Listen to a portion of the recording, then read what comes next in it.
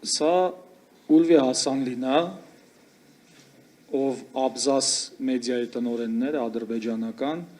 դատապարտվել է 9 տարի ազատազրկման։ Սա Սևինչ Վագիվ Գզնա, ով Աբզաս մեդիայի գլխավոր խմբագիրն էր, դատապարտվել է 9 տարի ազատազրկման։ Սա Հաֆիզ Բաբալինա, քննող լրագրող, դատապարտվել է 9 տարի ազատազրկման։ 2025 թվին անցած տարի են դատապարտվել։ Սա Ֆարիդ Մեհրալիզադենա, Ազատություն ռադիոկայանի լրագրողը, Ազատությունից մարդկա, դատապարտվել է 9 տարի ազատազրկման։ Սա Էլնարա Գասիմովանա, Գասիմով, 8 տարի ազատազրկման է դատապարտվել, Աբզաս մեդիայի։ Սա Նարգիս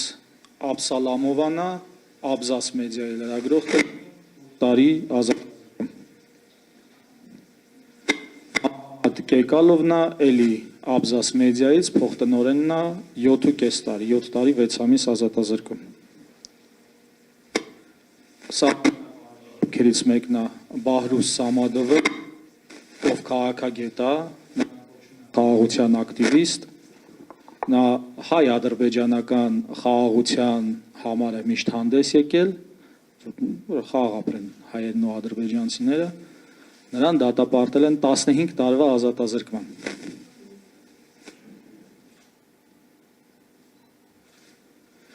Սա Նովրուզալի Մամադովնա, նոր դեպք չի, 2009 թվականի դեպք է, լեզվաբան, բանասիրական գիտությունացու, Թալիշների առաջնորդ, 2009 թվականին սպանել են ադրբեջանական բանտում, Ալիևի ռեժիմը։ Ֆահրադին Աբոզոդանա, նույնպես գիտնական, Թալիշների առաջնորդ, սպանել են Ադրբեջանի բանտում 2020 թվականին նոյեմբերի 9-ին։ Ադրբեջանի քաղաքբանտարկյալների թիվը ըստ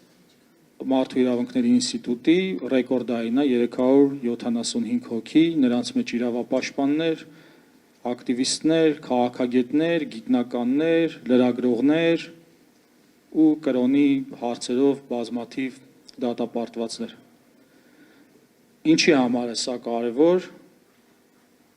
մեր քաղաքբանտարկյալների հարցերում։ Ուրեմն այս տարի մայիսի սկզբին, մայիսի 2-ից 3-ը Եվրոմիության արտաքին հարցերի ղեկավար Մայա Կալասի այցի ժամանակ եւ 1 ամիս առաջ Եվրահանձնաժողովի նախագահ Ուրսուլա ֆոն դեր Լայենի այցի ժամանակ Եվրոպայի խորհուրդը թեև կոչ էր արել, որպեսզի խոսեին քաղաքբանտարկյալների թեմայով, բայց այդ երկու պաշտոնյաներն էլ Եվրոմիության գնացել էին եւ որևէ բառ չէին ասել դե պարզա, ոչ մեր Բաքվի պատանների, ոչ էլ Ադրբեջանում